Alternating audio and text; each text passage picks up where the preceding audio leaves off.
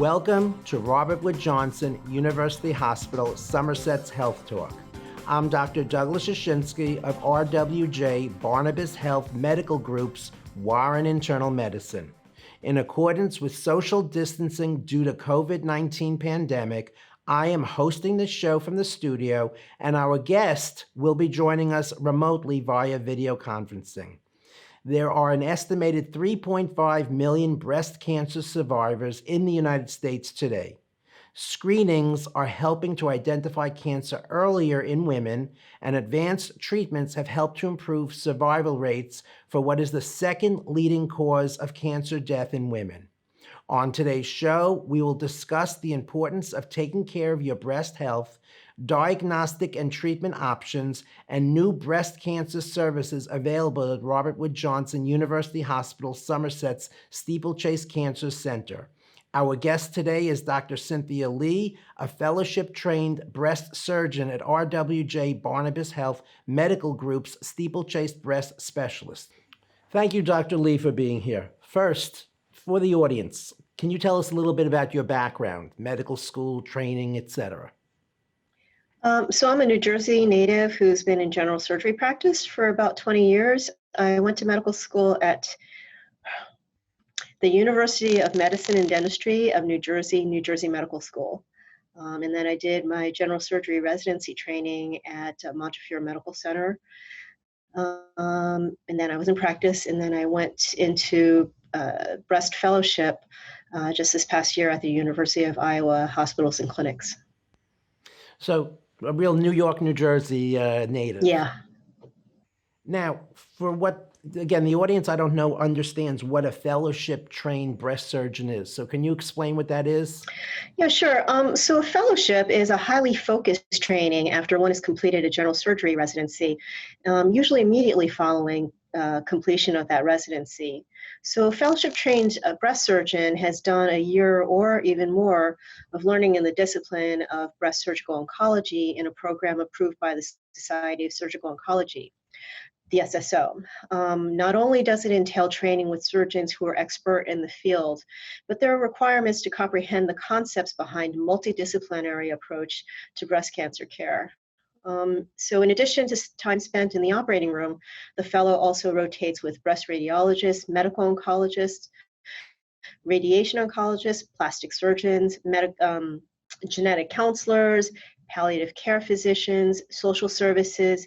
And also during that year, we're getting experience in research and reading about the most recent principles behind breast cancer care.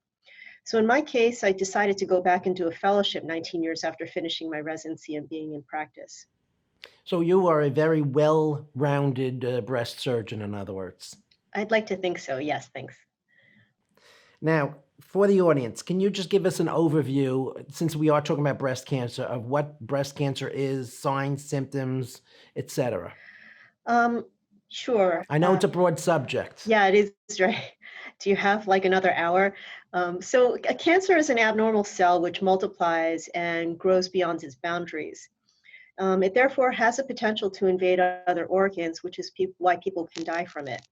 Breast cancer, unfortunately, is the most common cancer affecting women in the United States, except for skin cancer. And it is also the most common cancer in women worldwide. Any woman can get breast cancer, and men can get breast cancer too. What we're talking about is abnormal cells growing differently than normal cells in an area. Yes. Happening both in women and unfortunately in some men also. Right. Right. For some reason, something gets turned off in the cell, which usually allows it to respect the boundaries with the cells that are around it, and these cells grow out of control. So in order to detect breast cancer, these guidelines change all the time. What are the current guidelines for women for screening for breast cancer? In general, we're still recommending a screening mammogram at the age of 40.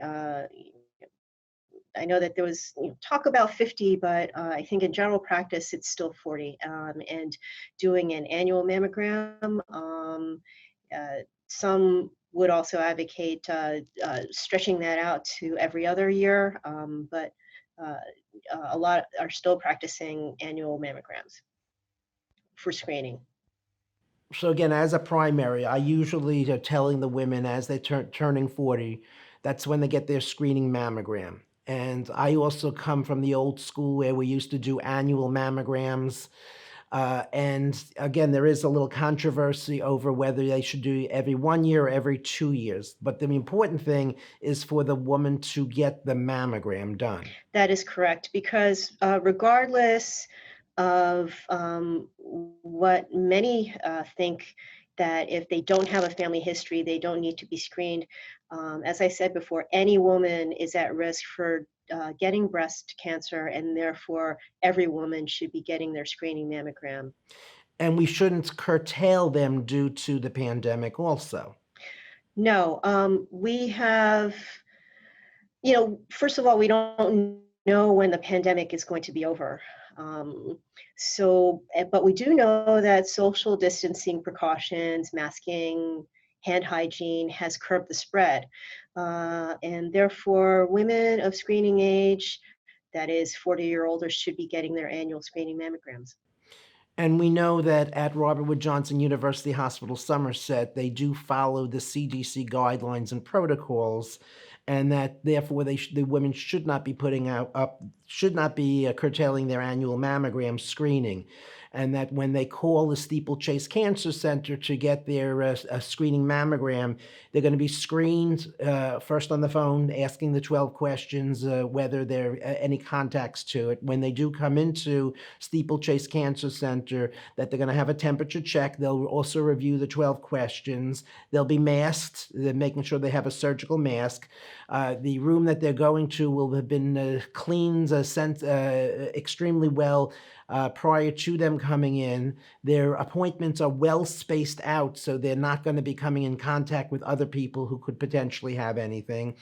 They're going to have their mammogram done there. And at the time of departure, we're going to send the cleaning crew in again to do that prior to any other woman coming in. So we are going to follow the CDC guidelines. So it's going to be important for that woman to have that screening mammogram, come to Steeplechase Cancer Center, get it done where we're doing everything appropriately, and at the same time having the making sure that when we are looking and screening for breast cancer. That's correct.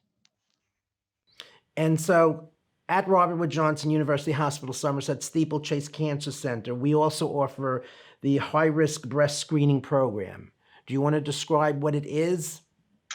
Sure.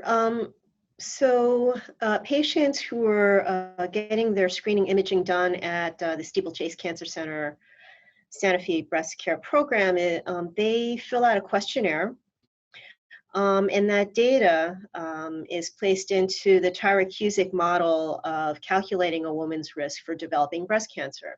This model, in contrast to the Gale model, takes into account a woman's body mass index, the amount of density on her mammogram, more than just first-degree relatives having breast or ovarian cancer, as well as a history of BRCA mutation or LCIS on a prior biopsy. The Tyrer-Cuzick model then estimates that woman's 10-year risk and lifetime risk of developing breast cancer. If the lifetime risk is considered high, that is greater than 20%, the patient can be counseled as to how they can enhance their screening for breast cancer and possibly decrease their risk for breast cancer, perhaps with medication. So the nice thing about this is by assessing the woman clinically, in addition to radiologically at Steeplechase Breast Center, we're actually improving the odds of something being picked up if the person possibly has it. So rather than going to an outpatient facility which doesn't do the high-risk breast cancer screening, the woman is going to receive a better report, a more accurate report, a more comprehensive report from Steeplechase Cancer Center if she does her annual mammogram there. Correct. And then they can be offered other options for enhanced screening, maybe even be referred for genetic counseling, etc. Again, a whole comprehensive high-risk breast cancer screening program, not just getting a film done and having a report sent out in the mail in 24 to 48 hours. Right. So again, we're taking into account all of her history prior to the screening mammogram, adding that with that risk scoring system. And again, it's an updated risk scoring system so that we can actually assess the breast cancer risk for the woman. Yes, exactly. And the other thing that women are concerned about, because for the last 3 or 4 years, the reports have been talking about breast density. So can you address what breast density means and what a woman should think about if she gets a report that says she has dense breasts? So breast density is the amount of glandular and connective tissue compared with fatty tissue in a woman's breast, and how that appears on imaging. So the more glandular tissue and connective tissue that a woman's breast contains, the denser it will appear on a mammogram, as opposed to if there's more fatty tissue, it's less dense. So the breast density is variably related to a woman's age, weight, history of breastfeeding, and a reflection of some medications. For example, younger women, premenopausal women, tend to have denser breasts, whereas heavier women may have less dense breasts or almost completely fatty replaced breasts on mammogram. Some women who've breastfed may have less dense breasts on mammogram. And in postmenopausal women, their breast tissue will usually become less dense as they become older. However, if they've been on hormone replacement therapy, again, that may be reflected in the mammogram, where that makes their breast tissue more dense. What it means practically is that increased breast density can mask or make it more difficult for a radiologist to spot an abnormality on a mammogram. That's number one. And number two, the increased breast density can also affect or increase a woman's risk for developing breast cancer. And again, that's part of the whole high-risk breast cancer calculation that you do over at the Right. Steeplechase Cancer Center. Right. And then the possibility is that if the woman does have the dense breast, she may require an ultrasound as a follow-up, which also can be done at the Steeplechase Cancer Breast Center. Yeah. Now, the woman comes in, she has a mammogram done at the Steeplechase Cancer Center, and something suspicious is there. Can you tell us what can be done at Robert Wood Johnson University Hospital, Somerset Steeplechase Cancer Center, and the fact that you do now also offer 3D breast biopsy? So tell us what the differences are between a 3D breast biopsy, regular biopsies, and what is done at Robert Wood Johnson Somerset Hospital Steeplechase Cancer Center.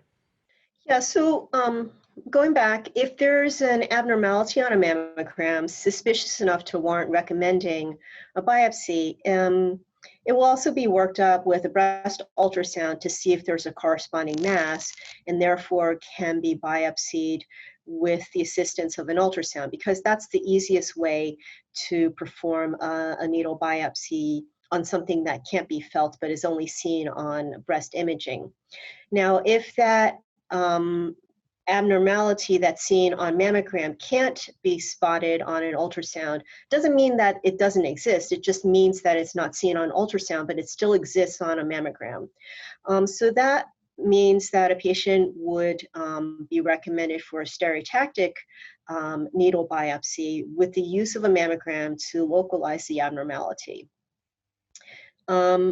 Now, with 3D mammograms, those can pick up more subtle abnormalities on a mammogram, as well as rule out something that was considered possibly abnormal on standard mammogram, but with the 3D or tomosynthesis, as it is also known as, it can decrease callbacks for something that they weren't sure about on a regular mammogram.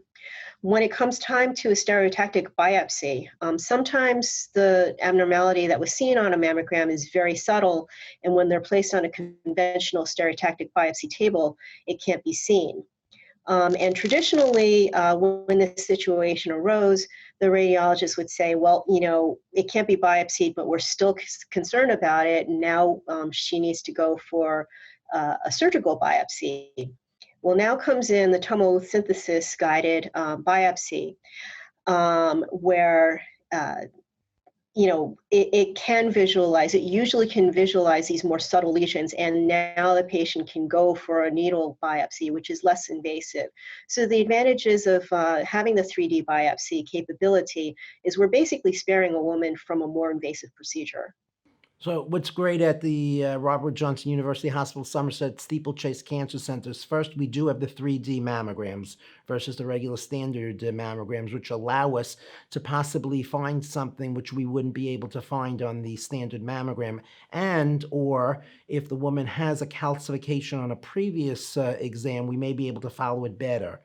Two is that if we do find something that may be suspicious, by having the tomosynthesis part of the at the Steeplechase Cancer Center, the woman may be able to have a needle biopsy rather than an open biopsy, which has less surgical risk, easier healing, less scarring, and probably is better emotionally for the woman herself also. Absolutely. Now, the other thing that is done at the Steeplechase Cancer Center is that you also have the second opinion program.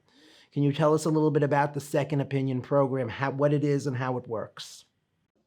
It's just that if a patient wants a second opinion after she's been diagnosed with, he or she has been diagnosed with breast cancer, she can call into our program and can be referred by our breast navigator to be seen by one of the breast surgeons in the Santa Fe breast care program. So what would happen is we would see the patient, obtain and review their breast imaging, their pathology slides and reports, and any operative reports. We would also review their case at our weekly multidisciplinary conference to formulate a comprehensive plan. That way she can see if what she's been told by another provider is consistent. So again, the whole comprehensiveness at the Steeplechase Cancer Center sounds remarkable compared to my sending someone to a local facility. And it sounds like for most women, it really would be it would be better for them, beneficial toward them, if they're referred over to Robert Wood Johnson University Hospital Steeplechase Cancer Center, because they'll have a more comprehensive mammogram done, a more comprehensive follow-up, more comprehensive review of it, and if necessary, a second opinion. Absolutely. That can't be overstated enough. Now, it comes up as a cancer. Can you give us an overview right now, currently, of treatment options for breast cancer? Now, again, these things change all the time. We're finding new things every day. There's lots of studies. As you said, when you went as a fellowship-trained breast surgeon, you were part of the research, so the research is constantly there. So at the present time, what are the treatment options for women?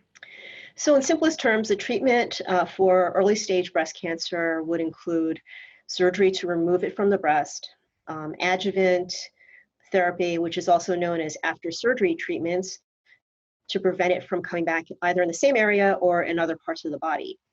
That might include anti-hormone pill for 5 years, chemotherapy, and or radiation. It could include all of the above or none of the above. The treatments are individualized within the standards of care. Sometimes medication, either chemotherapy and a monoclonal antibody or anti-hormone pill before surgery to either shrink the cancer or cancer-involved lymph nodes, might be recommended. This can also give an idea as to how well the patient's cancer responds to treatment. In cases of advanced cancer, there are many effective chemotherapies and monoclonal therapies, which are also known as immunotherapy and endocrine therapy, which can control the disease for a period of time. But it hasn't changed a lot, but it's changed a lot. We're talking more about the biology of the tumor. Our understanding of that has changed radically with the advent of the oncotyping or the uh, the biologic behavior of these tumors, and so we're able to, you know, not necessarily knee-jerk give chemotherapy to patients who we would traditionally have given them to. So again, because we're part of Robert Wood Johnson University Hospital, Somerset Steeplechase Cancer Center, and having the whole comprehensiveness, the fact that you have the oncologist, hematologist right there, that you have the case presentations in the morning where you review these with everyone on board so that we come up with the best possible treatment for the woman for that specific disease, we're able to treat her in the most current way for her breast cancer, and not what was done, maybe not what was done 20 years ago. She may not need the chemotherapy or radiation based on what the views are by the oncologists, surgeons, hematologists that are part of the whole process. And we may be able to spare her things. At the same time, we're going to be able to present to her the most current data, as well as presenting to her the best adjuvant therapy, if necessary, for her, and the best follow-up for her. Absolutely, yes. So again, the whole idea of being a comprehensive cancer center makes this much more likely a place that I should be sending my women for mammograms, for breast care screening, because of the whole comprehensiveness of the program. I mean, this program is excellent. When I went away, I came back with a better appreciation of what I'm coming back to. Now, people have heard about the word lumpectomy. What does lumpectomy mean? So lumpectomy is a catch-all phrase for all breast lumps that are removed. It can be applied to benign or non-cancerous lumps being removed, as well as cancerous lumps being removed. Um, So basically, it's just a type of surgery yeah. different than a mastectomy. Mm-hmm. The mastectomy is the complete removal of the breast. The lumpectomy is the removal of the lump and possibly surrounding tissue. Yeah, I mean, surgery for breast cancer typically falls under lumpectomy or breast conservation or mastectomy or breast removal. Now, if a woman has had a mastectomy, the next question they're going to say is, are they a candidate for breast reconstructive surgery? Can you tell us a little bit about breast reconstructive surgery and when it can or can't be done post the mastectomy? So when we're talking about surgery for breast cancer, we want to take into consideration all of that, the type of breast surgery and the potential for reconstruction before doing the surgery. So we need to figure out if they're going to have a mastectomy, what kind of mastectomy they are a candidate for. Are they a candidate for breast reconstruction? Would it be immediate or delayed? In these days, we try to perform immediate reconstruction on these patients, and therefore planning it ahead of time is so important. So um, in mastectomies, with skin-sparing mastectomy, where the skin envelope is preserved such that that skin that's left over can accept the placement of an implant, we try to figure out, well, can this patient, is this patient a candidate for it? And the ones who are candidates for immediate reconstruction are those who have good breast shape, volume, not too much ptosis, typically non-smokers, and those who have not had radiation previously, or who are not going to be considered for post-mastectomy radiation. So again, we've got the whole, that's also part of Steeplechase Cancer Center, Yeah. the fact that we have these plastic surgeons who can do the post-mastectomy reconstruction either during the procedure or post-operatively. Right. And they participate in our multidisciplinary conference. So again, they know beforehand what the procedure is going to entail, what the hospitalization, whether they're going to be getting anything pre-surgery, if the woman's going to need that, and post-surgery, so that they can plan the best reconstructive surgery so that the woman is very happy with the results at the end of all of it. Because in the end, we want that woman to be happy with the results of all of this. Exactly. And we know that women who've gone for breast reconstruction, they're usually, much more satisfied with their results. But emotionally, it's much, much more important. She's going to be living for another 50 years. She needs to be happy with her body type after it's all done. We don't want her to be depressed, anxious, that when she goes out to the store, someone's going to say something to her, or even be concerned about what her spouse, her significant other would think about it. Mm-hmm. Now, before we close and wrap up, what are things that women should do other than the annual mammogram to improve their breast health, and what key messages do you want women to know about? So first of all, I think that even though certain societies have come out to say that self-breast exam and regular professional breast exams are unnecessary, I would still recommend it. Over my 20 years in practice, I've diagnosed several cancers in women of average risk who had negative screening mammograms. Additionally, women of average risk came to me specifically because they felt a mass on self-exam and were told it was nothing because their diagnostic workup was negative. Those masses were shown to be cancer. The bottom line is that screening mammograms can't cover the entire breast periphery and bring them into view. Yet those areas of the breast are just as susceptible to developing breast cancer as the main breast mound. So I think that that's where the exam is the most valuable. So that's the first thing I would recommend, is continue doing self-exam.